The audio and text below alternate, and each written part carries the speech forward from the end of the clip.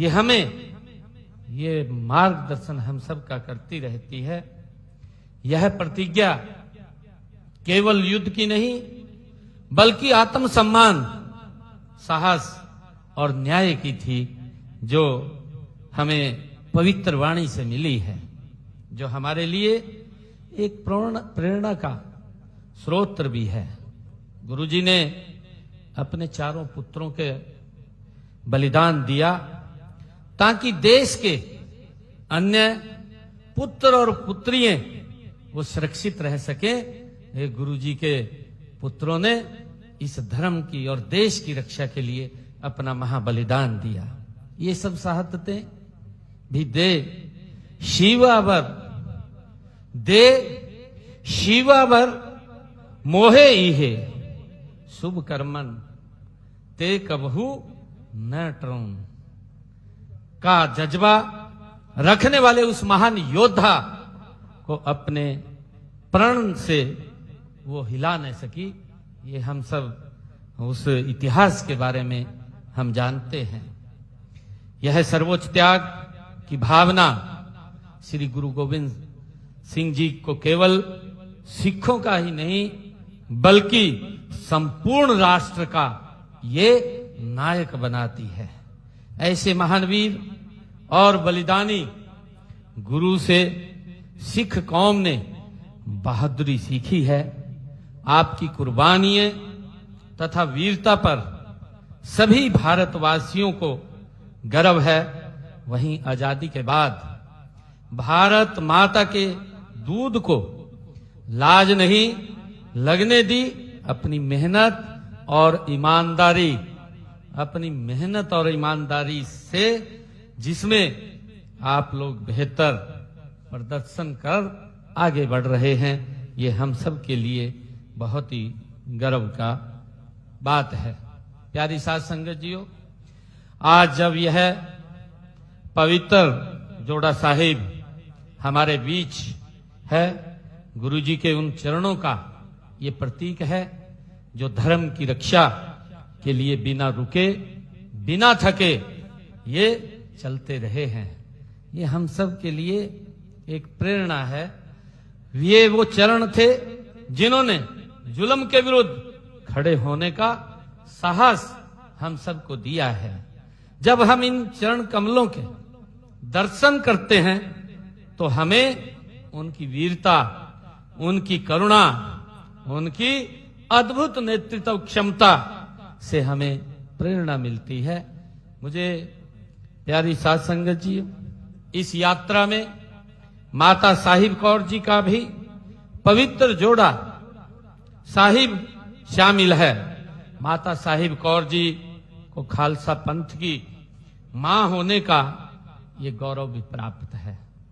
प्यारी साध संगत जी, जब गुरुजी ने खालसा पंथ की स्थापना की तो उन्होंने माता साहिब कौर जी से अमृत में पतासे डलवाए ताकि खालसा के अनुयायियों में वीरता के साथ साथ मिठास और करुणा भी वो बनी रहे।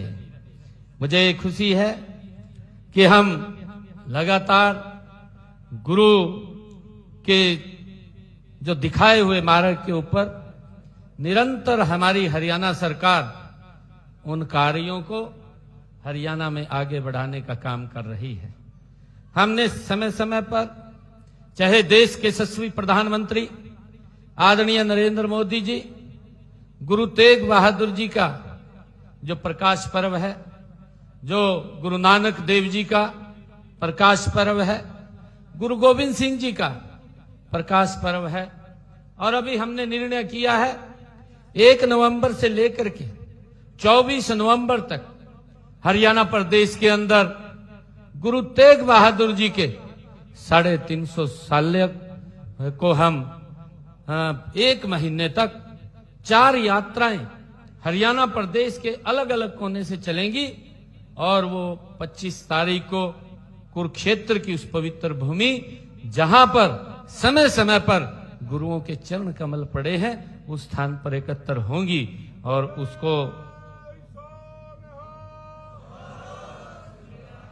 उसको लेकर के हमने एक बड़ी योजना वो बनाई है।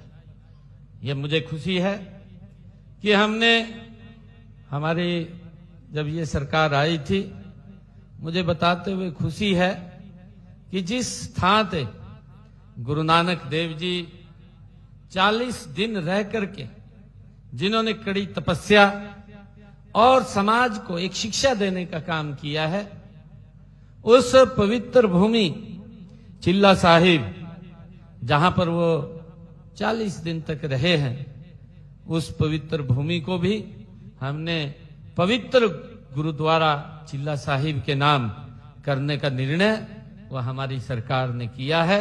क्योंकि वो जमीन जहां पर गुरु नानक देव जी रहे हैं, वो जमीन वो उस पवित्र गुरुद्वारा साहिब के नाम नहीं थी, उसको भी हमने उस चिल्ला साहिब के नाम करने का काम किया है।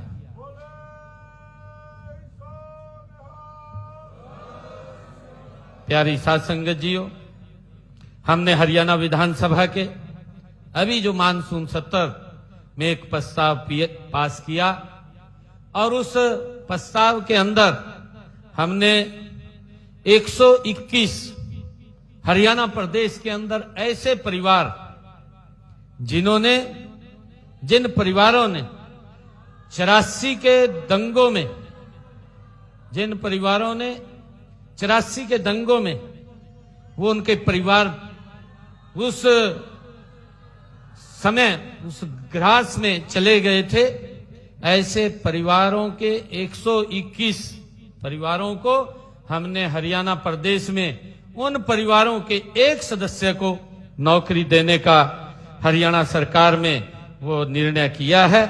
इस निर्णय पर हमने सर्वसम्मति से इसको पास किया है।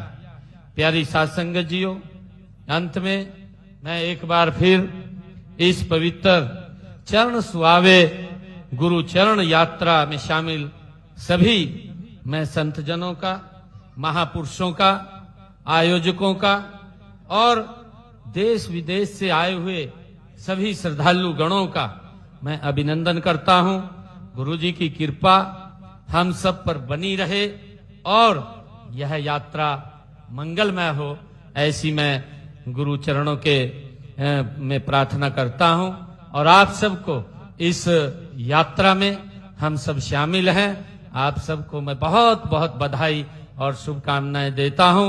एक जोरदार जयकारे के साथ बोले सो निहाल।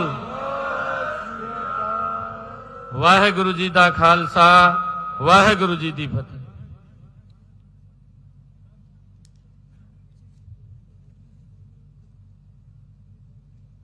बहुत बहुत धन्यवाद। शब्द घट ने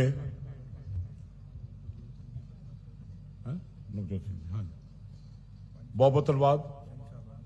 जिन्हें भी शब्द ना धन्यवाद करिए घट ने। मैं जी आए करदा इस यात्रा नूं जिन्हां दे अगुवाई विच यात्रा चल रही है। पंज प्यारे साहब वो आगे ने, जी आए नूं।